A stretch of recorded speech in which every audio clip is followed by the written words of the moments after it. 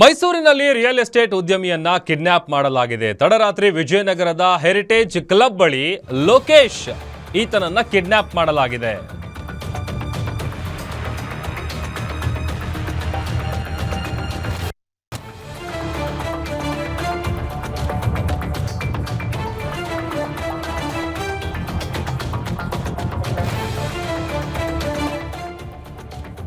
ತಡರಾತ್ರಿ ವಿಜಯನಗರದ heritage club ಬಳಿ ಉದ್ಯಮಿಯ ಲೋಕೇಶ್ನನ್ನ ಕಿಡ್ನಾಪ್ ಮಾಡಲಾಗಿದೆ. ಟಾಟಾ ಸುಮೋದಲ್ಲಿ ಬಂದು ಉದ್ಯಮಿಯನ್ನ 5 ಮಂದಿ ಅಪಹರಿಸಿದ್ದಾರೆ.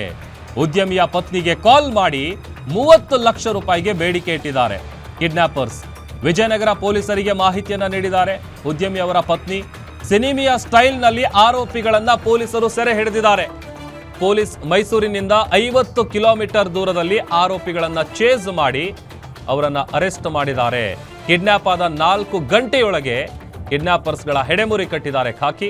15 ದಿನಗಳಿಂದ ಉದ್ಯಮಿಯ ಮೂಮೆಂಟ್ ಅನ್ನ ಇವರು ವಾಚ್ ಮಾಡ್ತಾ ಇದ್ರು ಆರೋಪಿಗಳು. ಪಕ್ಕಾ ಪ್ಲಾನ್ ಮಾಡಿಕೊಂಡು 15 ದಿನಗಳಿಂದ ಇದಕ್ಕೆ ಸ್ಕೆಚ್ ಹಾಕೊಂಡು ಕಿಡ್ನಾಪ್ ಅನ್ನ ಮಾಡಿದ್ರು.